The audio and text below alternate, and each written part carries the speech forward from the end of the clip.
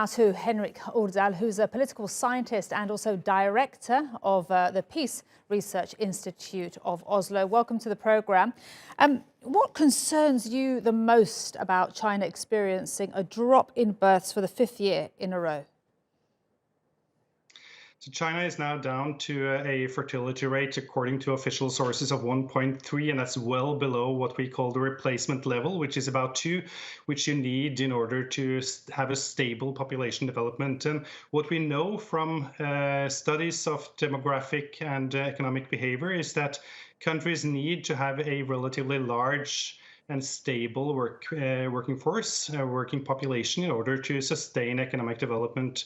So this is something that China is going to struggle with over the years to come, that the population is aging, the number of dependents is increasing, and the number of people in the working age population is shrinking.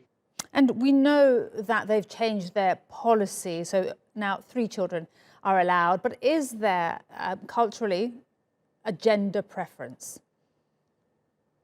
So what China changed from the one-child policy already in 2016 and introduced in May last year the so-called 3-child policy. The problem for China is that this is unlikely to make any sort of real and immediate changes in the fertility rate, because people have gotten used to the one-child preference. In addition, China has the issue of a male offspring, or a boy's preference, if you like.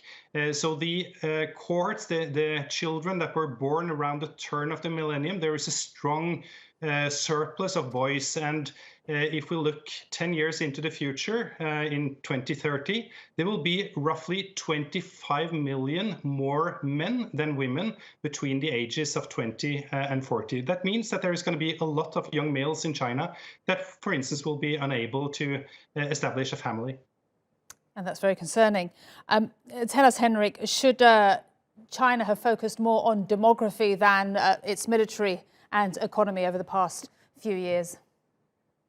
Well, certainly demography is an important part of economic development, and maybe they've held on to the one-child policy for too long. On the other side, we are seeing decline in fertility in all countries all over the world. So China is the decline in fertility was accelerated by the one-child policy in China, but we are also seeing similar developments and even lower fertility in neighboring South Korea and Japan, and also in Vietnam you have below replacement fertility. So there is no magic bullet. There is no way to simply increase fertility, but China will need to at least pay attention to these demographic trends in the decades to come. And Henrik, very quickly, just what does this mean now for geopolitics and for China's aspiring power?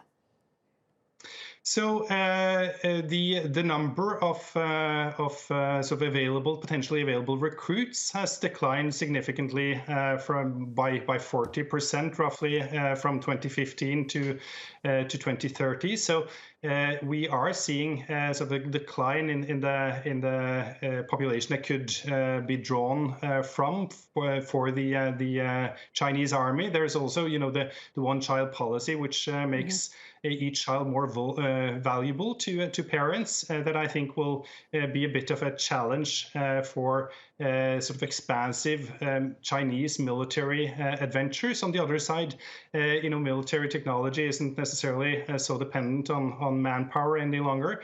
So I think that the most significant effects here are long-term sort of economic development, and that's should be the major concern of the Chinese government. Absolutely. Really interesting to speak to you, Henrik Urdal, a political scientist and director of the Peace Research Institute in Oslo. Appreciate your time.